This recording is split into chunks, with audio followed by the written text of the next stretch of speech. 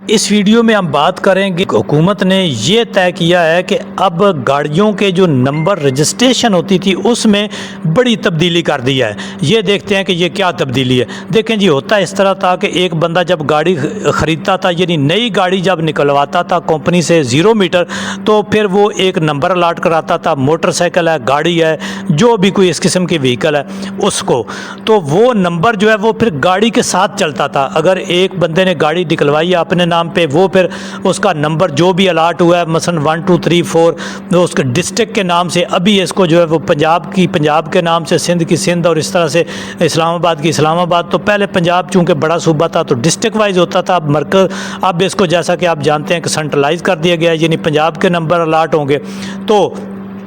اس کو جو ہے وہ رجسٹریشن اس گاڑی کے نام پہ ہو جاتی تھی، اور جیسے جیسے وہ گاڑی آگے فروخت ہوتی تھی، پہلے فرسٹ اونر سے سیکنڈ سے تھرڈ فورتھ، اس طرح سے، اور وہی نمبر گاڑی کی رجسٹریشن کے ساتھ ساتھ چلتا تھا۔ اب اس میں بڑی تبدیلی کر دی گئی ہے، یہ بڑی اہم انفارمیشن ہے اور بڑی تبدیلی ہے، جس میں کہ اب نمبر جو ہے آپ یہ سمجھ لیں سادہ الفاظ میں کہ وہ اونر کے نام پر ہوگا۔ مثلا ایک مسٹر اے نے گاڑی نکلوائی ہے، اس کے اوپر نمبر الاٹ کرایا ہے، تو وہ نمبر اس اونر کی ذاتی ملکیت ہو جائے گا۔ ازاں بعد اگر وہ گاڑی سیکنڈ اونر کو فروخت کرتا ہے تو وہ گاڑی فروخت کرے گا، اس کے ڈاکومنٹس فروخت کرے گا، اس کے ساتھ جائیں گے، لیکن نمبر اور نمبر پلیٹس وہ اپنے پاس ریٹین کر لے گا، ٹھیک ہے۔ اور جو سیکنڈ اونر جس نے گاڑی لی ہے وہ اپنا نمبر وہ جو ہے لگوائے گا، لیکن یہ جو فرسٹ اونر تھا یہ اگر کوئی نئی گاڑی خریدے گا تو پھر اپنا یہ نمبر اس کے اوپر لگائے گا۔ ہاں، یہ ہو سکتا ہے کہ فرسٹ اونر کی مرضی سے، سیکنڈ اونر کی مرضی سے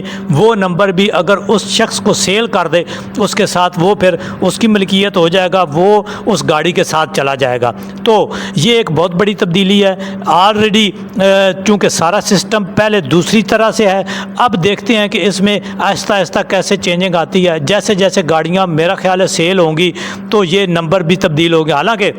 میں سمجھتا ہوں کہ نئی گاڑیوں پہ تو یہ اپلائی ہونا چاہیے، لیکن پرانی جو کئی سال دہائیاں پہلے کی گاڑیاں ہیں ان کی اتنی ڈاکومنٹیشن ہے، اتنی بار وہ سیل ہو چکی ہیں، اس کو مینیج کرنا آئی تھنک کہ گورنمنٹ کے لیے مشکل ہو جائے گا، اور جو سائلین ہیں، گاڑیوں کے مالک ہیں، اونرز ہیں، ان کے لیے بھی ایک بڑی مشکل ہوگی۔ تو دیکھتے ہیں کہ ایک تو گاڑیاں عام آدمی کے لیے، چھوٹی گاڑیاں مہنگی بہت ہیں، ان کی سیکنڈ ہینڈ گاڑیوں کے بھی پرائسز آپ دیکھ لیں، اور اس کے ساتھ ساتھ ڈاکومنٹیشن، پھر ان کے سمارٹ کارڈ، اور پہلے ہی ان کی آن لائن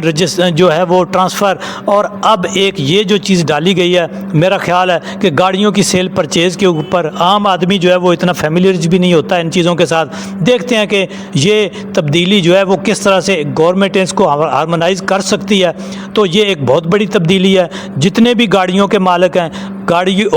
خریدنے والے ہیں، بیچنے والے ہیں، ان کے لیے یہ بہت ہی ایک ویجیلنٹ رہنے اور اس تبدیلی کے حساب سے آپ گاڑیوں کی خرید و فروخت کرنے کی ضرورت ہے۔ تو یہ ایک بہت انفارمیشن تھی۔ نیکسٹ جب بھی آپ کوئی گاڑی خریدیں تو نمبر کے حوالے سے جو ہے وہ اپنی ڈاکومنٹیشن کمپلیٹ کریں۔